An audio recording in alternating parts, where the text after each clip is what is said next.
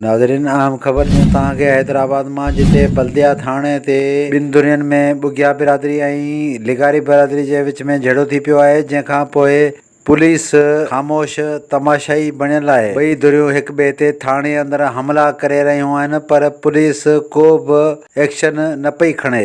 उन हवाले सां जॾहिं थाणे में इंचार्ज सां असांजी ॻाल्हि ॿोल थी त हुनजो चवणु हो त मुंहिंजा साईं चवां पियो हुजे थाणे ते ॻाल्हायूं न, साहिबु ॿाहिरि निकितल आहे, मोबाइल फ़ोन ते ॻाल्हाए वठो।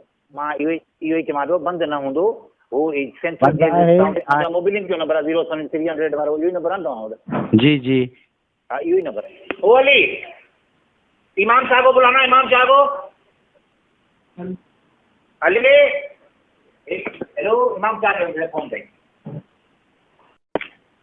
हेलो हेलो, अस्सलाम वालेकुम। वालेकुम सलाम। सर निकिरी विया आहिनि ॿाहिरि, थोरो अचनि तव्हां ॻाल्हायूं था। तव्हांखे नंबर ॾिनो, तव्हांखे शाह साहब जो नंबर ॾियां थो, उन सां ॻाल्हायो। हा साईं, इहो एहतजाज लिगारियनि कयो आहे।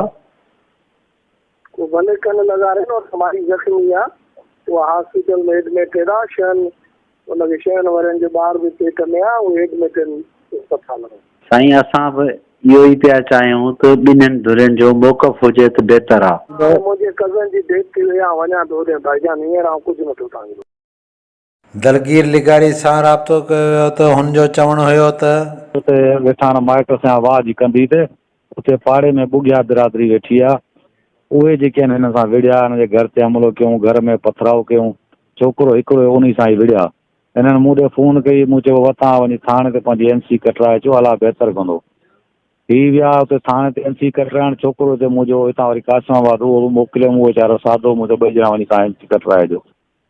हिननि MC कटराई बल्दिया थाणे ते, MC कटराए ऐं हिन चयो वतां भली वञो, हाणे तव्हांजो मसइलो असां पाणे हल कयूं था। हिन चयो असां वेंदासीं, वरी असां विड़ंदा। हिन चयो न तव्हां वञो।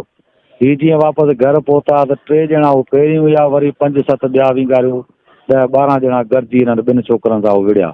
हिन धक ॿ कयऊं, सिरो टाठऊं, छा मुकूं।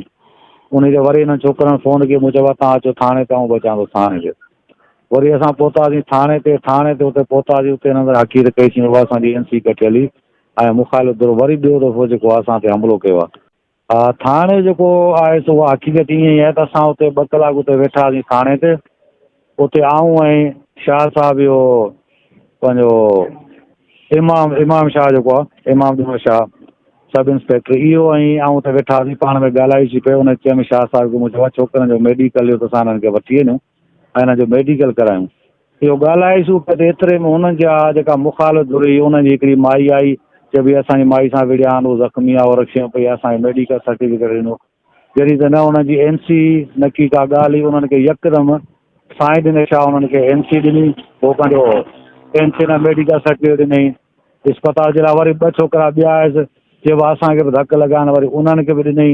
इहे जीअं तव्हां मोटिया, उन मोटण शर्त आऊं वेठो शाह साहब सां ॻाल्हायां त पुलिस डिपार्टमेंट जा माण्हू प्लस या बुगिया बिरादरी, उते 3-4 छोकिरा जेके असां बीठा, इन्हनि सां ई विढ़णु शुरू थी आहे। हिनखे धकु ठौंशा मुक विहणु शुरू थी आहे। आऊं पुठियो वेठो, जीअं मूं पोइते लहणो पहिरियों त ॾिसां थी त वठि लॻी पई आहे।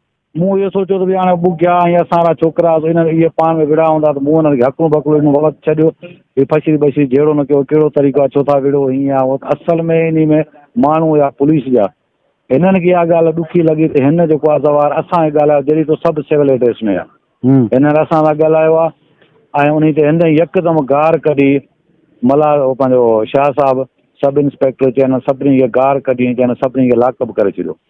त मूं हुन चयो शाह साहब खे, मुंहिंजो शाह साहब इहो कहिड़ो तरीक़ो आहे, असां तव्हां वटि हिकिड़ी दाद रसी जे लाइ पहुता आहियूं, उते घर था वञूं त उते हू था विड़नि, हिते था अचूं त तव्हां हिते असांखे मार ॾेई मोचड़ा हणी असांखे लॉकअप करे छॾियो, असां वञूं काॾे।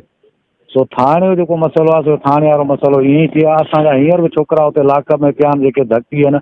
असां हुनखे चवंदा रहियासीं, पर हिननि उन्हनि जे लाइ लेटर खां पुतो जवाबु ॾिनो ऐं हुननि खे मुखालिफ़ घुर कयो। उन में SHO उन सां जॾहिं हक़ीक़त थी त SHO पिणु जेको आहे नाज़िबा जुमिला ॻाल्हाया, ऐं शाह साहब त 100% उन जी साइड खणे पोइ का बि असांजी बिल्कुलु 100% जेको आहे कूड़ ऐं ग़लति आहे।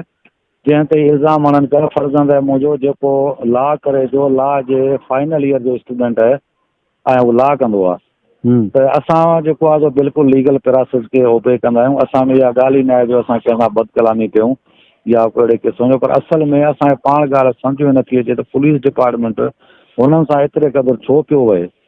असांजो NCU दाख़िल, असांजे घरनि ते हमला, असां इज़तदार माण्हू पंहिंजो नियाणियूं उन्हनि खे थाने ते न वठी आयासीं, इहा असांखे सज़ा ॾिनी पई, उनजो मायूं घुराए उन्हनि खे इहो सर्टिफिकेट ऐं इहो सॼो। त असल में थाणे जो प्राइवेट यूनिफॉर्म में अमलो उहो विड़ियो आहे जंहिं तां हुननि खे मुंहिंजे मनव करण ते मूं ते असीदी आहे।